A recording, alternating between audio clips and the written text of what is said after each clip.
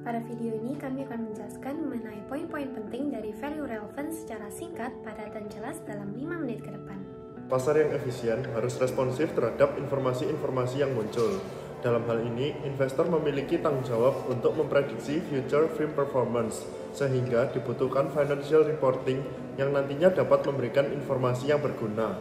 Nantinya, daya guna dari informasi akuntansi ini dapat diukur dari besarnya respon pasar, di mana semakin bernilai suatu informasi akuntansi, akan semakin besar pula slope-nya.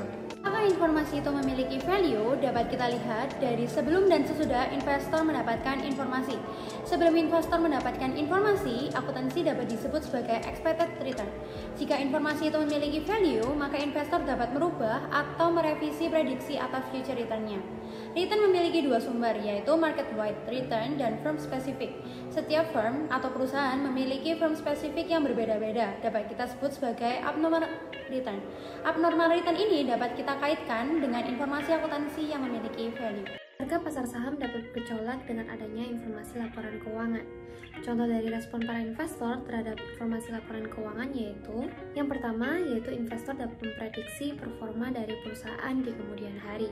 Yang kedua yaitu investor mendapatkan informasi yang bermanfaat mengenai perusahaan tersebut, contohnya seperti laba bersih tahun berjalan. Yang ketiga yaitu investor dapat merubah cara pandang terhadap perusahaan tersebut dan juga memutuskan apakah akan membeli ataupun menjual saham yang dimiliki. Yang terakhir yaitu harga pasar saham akan naik apabila investor yang menafsirkan laba bersih sebagai good news lebih banyak daripada investor yang menafsirkan laba bersih sebagai bad news, dan juga berlaku sebaliknya. Yang ketiga adalah Department Study, yaitu studi yang mendokumentasikan secara statistik pengaruh dari informasi laporan keuangan terhadap respon investor melalui share return perusahaan. Nah, investor telah berekspektasi 12 bulan sebelum terjadi publikasi atau pengumuman earnings. Nah, dalam bulan ada beberapa istilah yang perlu diketahui. Yang pertama ada good news, yaitu ketika actual return lebih tinggi dari expected return. Yang kedua ada bad news, yaitu kebalikan dari good news. Dan yang ketiga ada expected abnormal share return, yaitu selisih dari expected return dikurangi actual return. Selanjutnya ada istilah narrow window, yaitu studi yang menyatakan bahwa informasi dari laporan keuangan merupakan penyebab dari perubahan harga sekuritas dan terjadi demand zero atau belum terjadinya publikasi. Kemudian ada wide window yang menyatakan bahwa informasi dari laporan keuangan hanya merupakan salah satu faktor yang menyebabkan perubahan harga sekuritas. Faktor lainnya yang dimaksud bisa berupa penemuan sumber daya baru maupun proyek R&D yang menjanjikan.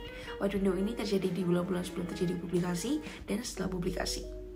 Selanjutnya, kita akan membahas quality of earning yang dilihat dari Earning Responses Coefficient atau ERC.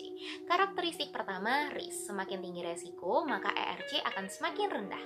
Kedua, capital. Ketika capital debt to equity tinggi, maka akan beresiko menurunkan ERC dan quality of earning. Ketiga, earning quality. Semakin tinggi kualitas, maka ERC akan semakin tinggi. Keempat, growth opportunities. Semakin besar kesempatan bertumbuh, akan membuat ERC semakin tinggi. 5. Similarity of investor expectation. Semakin sama dengan ekspektasi dari investor, maka ERC akan semakin tinggi. Dan ke-6, informativeness of price. Semakin informatif harga, maka akan semakin rendah ERC. Kemudian ada dua pendekatan pada investor earning expectation, yaitu time series approach dan analyst forecast approach yang lebih komprehensif karena melihat dari berbagai aspek. Kebijakan akuntansi bisa mempengaruhi suatu transaksi. Pada suatu kondisi, hal ini bisa berdampak baik bagi investor, namun berbanding terbalik bagi society. Di samping itu, informasi akuntansi merupakan public good, yang berarti informasi tersebut milik bersama, bukan seorang.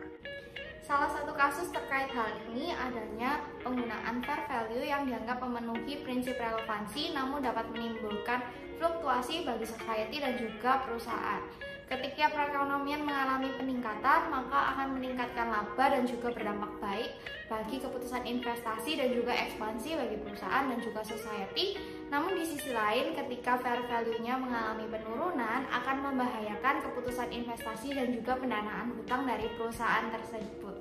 Terakhir, respon pasar sekuritas terhadap informasi akuntansi mendukung adanya rational decision theory dan efficient market theory.